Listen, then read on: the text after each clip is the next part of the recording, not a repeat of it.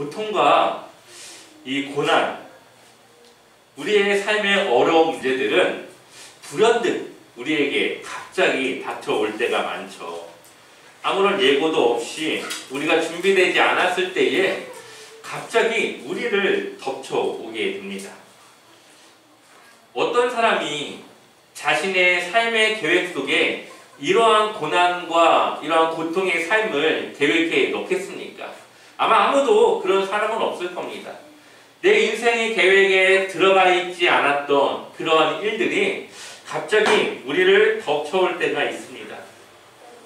왜 그러한 시간들이 나에게 오는지, 왜 나에게 이러한 일들이 나에게 왔는지를 알 수는 없지만 그것에 대해서 감당해야 되는 그런 시간들인 거죠. 때로는 그것이 우리의 죄 때문에 그럴 수도 있고요. 때로는 그것이 하나님의 영광을 나타내기 위한 일일 수도 있습니다.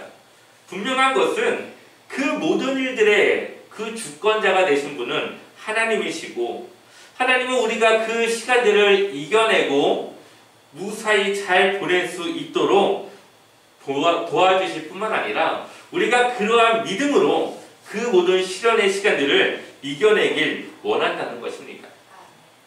시간이 지나고 난 이후에야 하나님께서 왜 나에게 그러한 시간들을 주셨는지를 이해할 수가 있고 그것에 대해서 내가 감사할 수 있게 되는 것이죠. 다윗도 마찬가지일 겁니다. 누가 다윗이 도망자의 삶을 살아갈 것이라고 예측했겠습니까? 어느 날 갑자기 시작된 사울 왕과의 추격전은 몇 년이 지나도 끝나지 않습니다. 처음 도망할 때야 이제 곧 끝나겠지, 얼마 가지 않아서 다시 정상으로 돌아오겠지 생각했겠지만 여전히 다윗은 목숨의 생명의 위협을 쫓기며 도망다니고 있고 사울 왕은 여전히 다윗을 쫓아다니고 있습니다. 지금 다윗은 광야 학교 수업을 받는 중입니다. 많은 믿음의 사람들이 들어왔던 학교였고 성숙하고 성장해야만, 하나님을 온전히 믿어야지만 졸업할 수 있는 학교가 바로 이 광야 학교입니다. 아브라함, 야곱, 요셉, 이스라엘 백성들, 많은 믿음의 사람들이 하나님이 주신 인생의 광야 속에서 온전히 하나님만 신뢰하고 순종할 수 있는 믿음의 사람으로 성장하였고 하나님은 그러한 훈련의 과정을 가졌다는 것을 우리는 다 알고 있죠. 그 과정이 쉽지 않지만 그 과정을 마치고 나면 하나님의 사람으로, 믿음의 사람으로 성장하여 나오게 되는 것입니다.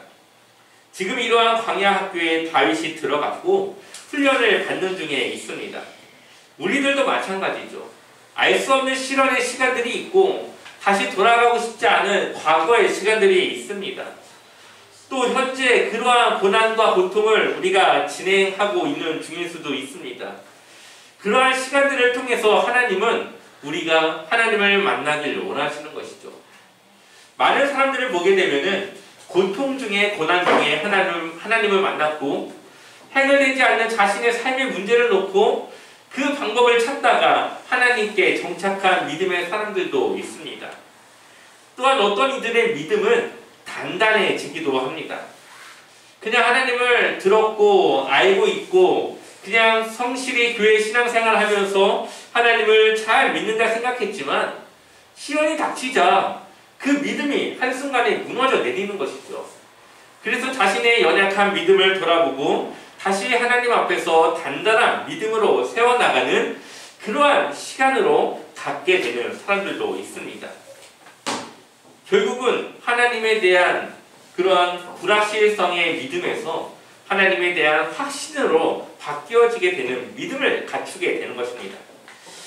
이러한 것들을 보았을 때에 하나님은 고통과 고난의 시간들을 통해서 우리를 훈련시킨다는 것을 볼 수 있습니다. 그리고 그 학교를 졸업하는 방법은 온전히 하나님만을 신뢰하는 그 믿음을 우리가 가졌을 때에 그러한 훈련의 시간들은 끝이 나게 됩니다. 오늘 다윗은 그러한 믿음을 소유하였고 증명해내게 됩니다. 그리고 힘든 도망자의 삶을 마무리하게 되는 것이죠. 다윗이 사울 왕을 피해 도망다닐 때에 다윗은 2번이나 사울 왕의 손에서 벗어날 수 있는 기회가 있었습니다. 한 번은 사무엘상 24장에 나오고요.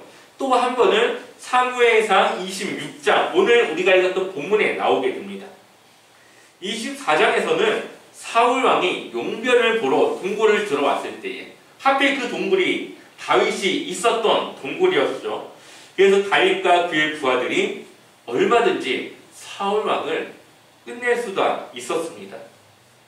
우리 한번 사무엘상 24장 3절의 말씀을 같이 읽어볼까요? 함께 읽어보겠습니다.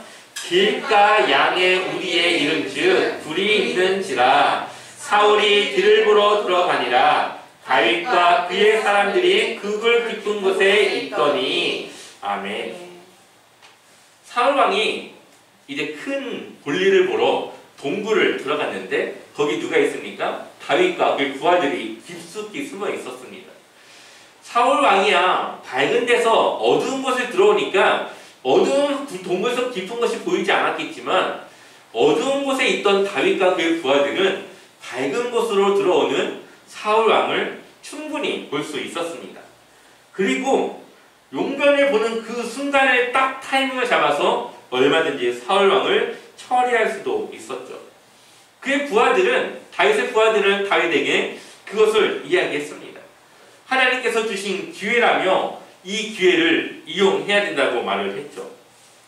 하지만 다윗은 부하들에게 이렇게 말합니다.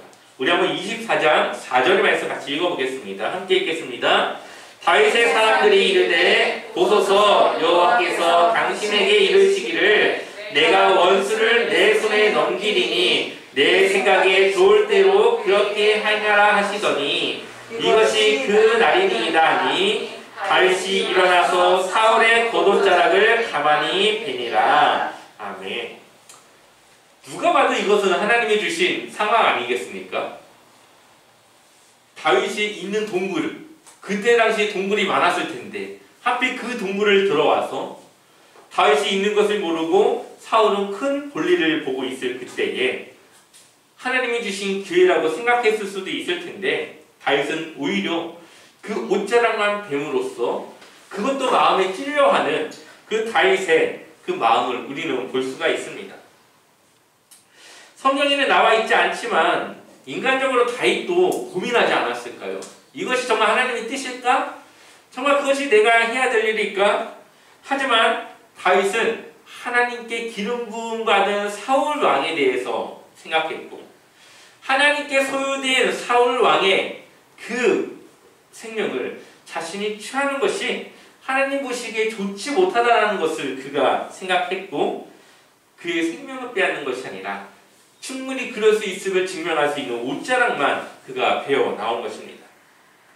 그리고 다윗은 이렇게 또 고백하죠. 사무엘상 24장 6절 같이 읽어보겠습니다. 자기 사람들에게 이르되 내가 손을 들어 여호와의 기름 부음을 받은 내 주를 치는 것은 여호와께서 금하시는 것이니 그는 여호와의 기름 부음을 받은 자가 됨이니라 하고 아멘. 하나님의 기름 부음을 받은 사울 왕을 치는 것이 자신에게는 마땅치 않은 일이라고 이야기하고 있습니다. 다윗은 사울 왕의 생명이 하나님께 있다고 보았고 다윗 자신에게 주어진 것이 아니라고 생각한 것입니다. 이러한 다윗의 생각은 사무엘상 25장에 나와 있는 나발 사건에서 좀 더 그가 가진 생각이 확신으로 가지게 됩니다. 다윗이 나발의 목자들을 보호해 주었죠. 그에게 은혜를 입혀 주었습니다. 그런데 이 다윗과 그의 부하들의 배가 너무 고파서 막 그게 굶고 있을 때에 나발이 이제 양털을 깎는 축제를 벌이게 되는 그때에 이제 먹을 것을 조금 달라고 이제 부하들을 통해서 요청을 합니다. 그런데 나발이 무엇이라고 이야기를 합니까?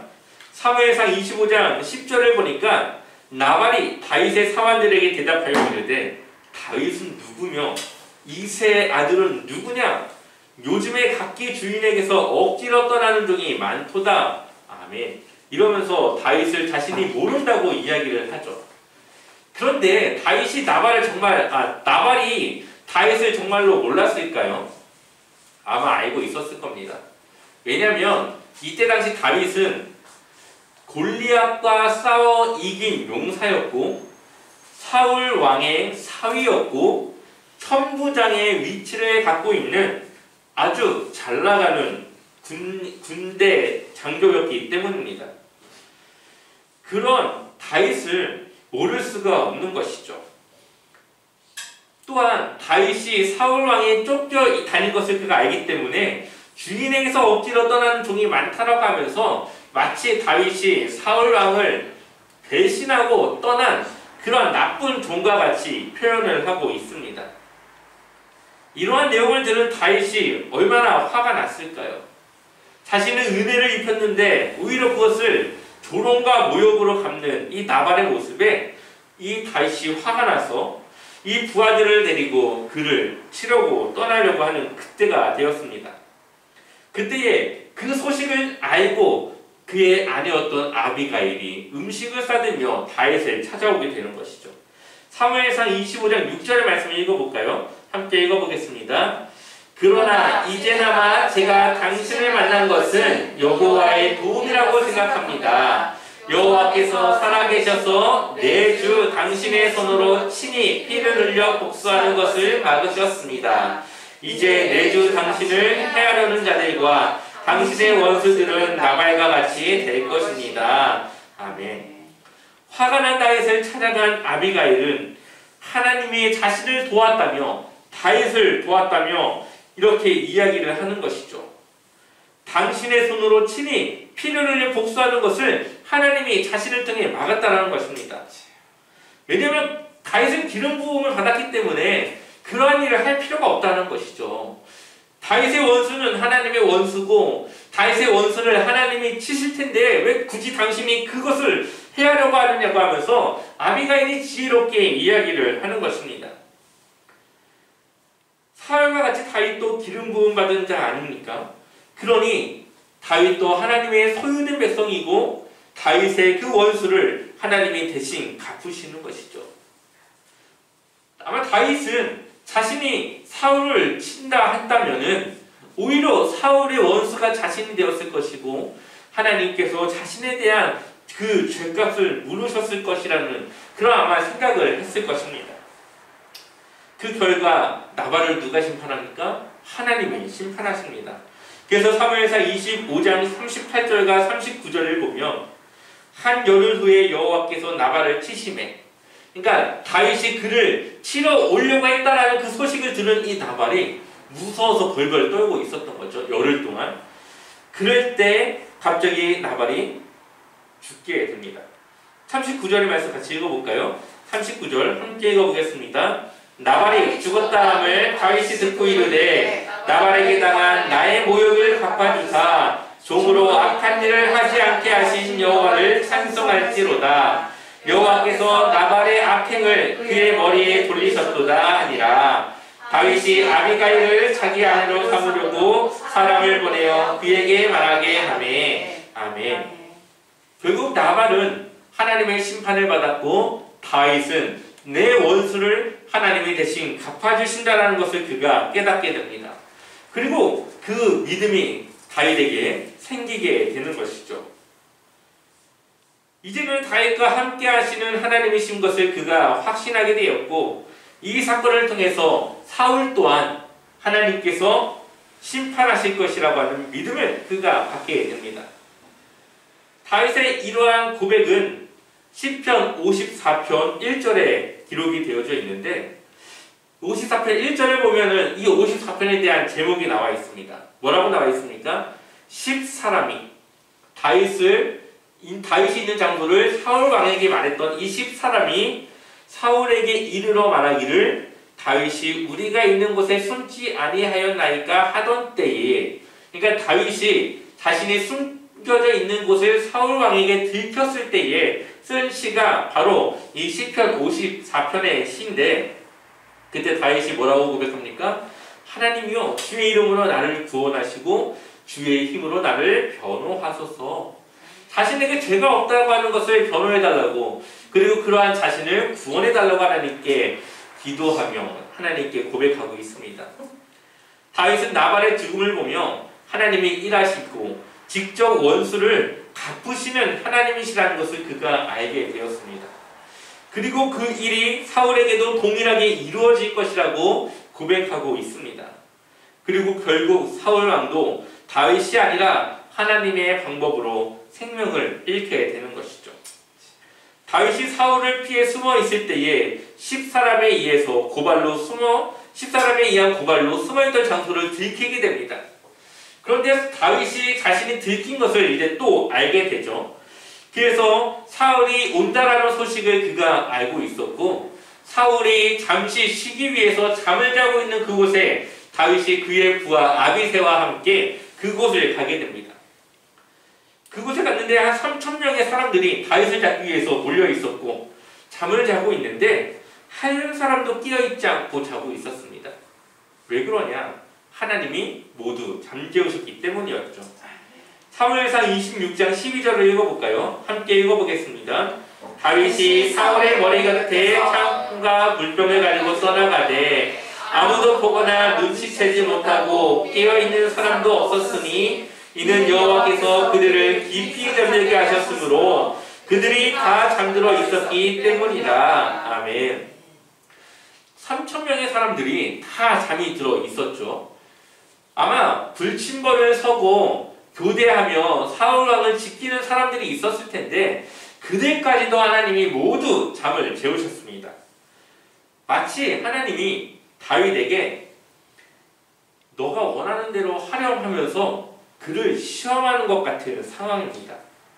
심지어 같이 동행했던 부하 아비새는 지난번 다윗이 사울을 죽이지 않은 것이 자신의 손으로 죽이는 것이 껄끄러워서 그런가 싶어서 나에게 기회를 주면 제가 한 번에 그 일을 끝내겠습니다라며 자신에게 그 기회를 달라고 이야기를 하죠. 만약에 여기서 다윗이 처음 사울왕을 살려준 것에 대한 후회감이 있었다면 이 기회를 놓치지 않았을 겁니다. 아, 그때 내가 그렇게 했다면은 지금까지 쫓겨다니지 않았을 텐데 한 번만 더 기회가 있으면 내가 그때는 그냥 넘어가지 않아야지 이렇게 생각했다면 지금 이 기회를 놓치지 않았을 겁니다. 근데 어떻게 합니까? 동일하게 하나님께 기름 부음 받은 사울이고 자신이 그의 생명을 취하는 것이 마땅치 않다고 이야기를 합니다. 나발의 사건을 통해서 하나님은 다윗에게 자신의 원수를 갚으시는 것은 하나님이시라는 것을 보여주셨고 다윗은 그러한 믿음을 갖게 된 것이죠. 그리고 자신을 부추기는 부하에게 이렇게 말합니다. 사무엘상 26장 10절 말씀 같이 읽어보겠습니다. 다윗이 또 이르되 여호와께서 살아계심을 두고 맹세하노니 여호와께서 그를 치시리니 혹은 죽은 자를 이루거나 또는 전장에 나가서 망하리라. 아멘. 그의 생명이 다 해서 죽거나 아니면 전쟁에 나가서 그가 죽음을 당할 것이라고 이야기를 하는 것이죠. 다윗은 하나님께 사울왕을 맡김으로 마지막 시험을 통과합니다. 그리고 더 이상 다윗은 하나님을 의심하지 않고 하나님이 하시는 일에 대해 순종하며 그 뜻을 온전히 따르며 그 믿음을 갖게 되는 것입니다. 사울과 다윗이 마지막으로 자신이 창과 물병을 가지고 감으로써 사울왕을 죽일 수도 있었음에도 자신이 피했다는 것을 그에게 보여주고 확신시켜주면서 둘 사이의 그런 갈등은 끝이 나게 되죠. 이때의 성경은 이렇게 기록합니다. 사무엘상 26장 25절 말씀 같이 읽어보겠습니다. 함께 읽겠습니다. 사울이 다윗에게 이르되 내 아들 다윗아 내게 복이 있을지로다 내가 큰 일을 행하겠고 반드시 승리를 얻으리라 하니라. 다윗은 자기 길로 가고 사울은 자기 곳으로 돌아가니라. 아멘. 저는 이 말씀이 왜 이렇게 와닿는지 모르겠더라고요. 다윗은 자기 길로 갔고 사울은 자기 곳으로 돌아가니라. 마치 하나님께서 준비하신 이 광야 학교에서 각자의 역할이 있었는데 그 역할을 이제 다 마치고 이제 다 그 역할이 끝났으니까 이제 각자 있는 곳으로 헤어진 것 같은 그러한 표현을 하고 있습니다. 다윗은 이제는 자신이 어디로 가야 될까 생각을 하다가 사울 왕의 영향력을 피해 또다시 블레셋 가드의 아기스 왕에게로 갔고, 사울은 다윗이 더 이상 이스라엘 지역에 머물지 않는다라는 소식을 듣고 그를 쫓아가는 것을 더 이상 하지 않게 됩니다. 이제 다윗은 다윗의 길로, 사울은 사울의 삶으로 돌아가게 된 것이죠. 다윗은 원래 믿음이 좋았던 사람이었습니다. 그러나 이스라엘을 통치할 왕으로서 그가 가져야 될 믿음은 더 커야 했고, 하나님을 더 많이 알아야 했고, 하나님과 더 많이 가까워야 했습니다. 그러한 일들을 위해서 하나님은 다윗을 고난의 길로 인도하십니다. 힘들고 외로운 고난의 삶을 맞이하지만 철저히 하나님을 위해 사는 삶을 살아가기 위해서 다윗이 거쳐야만 하는 그러한 과정이었습니다. 우리들도 마찬가지입니다. 하나님은 우리가 믿음이 있다는 걸 알기 때문에 시험을 주시고 고난을 주시고 어려움을 주십니다. 왜냐하면 그 믿음이 더 자라야지만 앞으로 더 큰 일에 마주칠 수 있고 마주 대할 수 있는 담대함과 믿음이 우리에게 생겨나기 때문이죠. 하나님이 선한 분이시라는 것을 우리가 믿는다면 우리에게 닥쳐오는 그 고난과 어려움 속에서 이것은 결코 나를 넘어뜨리려고 하는 것이 아니라 나를 성장시키려고 하는 하나님의 뜻이 그 안에 있다는 것을 우리가 믿음으로 부딪혀 이겨낼 수 있는 것입니다. 하나님이 도우시고 하나님이 함께 하시고 하나님이 우리의 그 믿음을 보시고 우리를 인도해 내시기 때문입니다. 이것은 논리적인 영역이 아닙니다. 내가 이렇게 하면 저렇게 되고 내가 왜 이러한 삶을 살아가는지 왜 난 이해가 되지 않는데 이게 어떻게 된 거지? 논리적인 영역이 아니라 이것은 영적인 영역인 것이죠.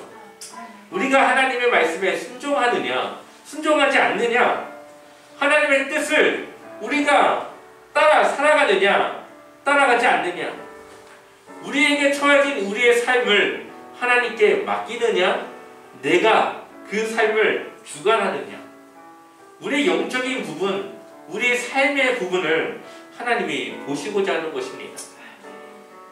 여러분의 삶에 여전히 어려움이 있고 기도에도 아직 해결되지 않는 문제가 있다면 그것은 그 이유를 돌아보는 것이 아니라 내 자신의 삶을 돌아봐야 하는 문제인 겁니다. 하나님께 내어드려야 되는 영역이 무엇인지, 과연 이것을 통해서 나의 무엇을 깎으시려 하는 건지, 하나님은 나를 어떻게 고치시려고 하는 건지, 나의 부족한 부분은 무엇인지, 하나님께 내가 믿음으로 내어드리지 못하는 삶은 무엇인지, 하나님이 나에게 원하시는 거룩하고 정결하고 주님의 제자다운 삶이 어떻게 나에게 들어와야 되는지를 우리는 돌아봐야 되는 것이죠. 우리가 기도하며 하나님의 뜻을 물어야 합니다. 하나님이 주시는 문제와 어려움은 그 문제를 해결해 내야만 끝이 납니다. 이것은 영적인 영역이고 오직 하나님만이 그 안에 답을 가지고 있습니다. 우리가 삶으로 하나님이 우리에게 원했던 그 답을 증명하는 순간 그 모든 시간들은 끝이 나게 될 것입니다. 여러분이 가진 문제들을 풀고 우리 모두 광야 학교를 다윗과 같이 졸업하여서 하나님의 귀한 제자로서 성장하며 그러한 귀한 삶을 살아가시기를 축원합니다.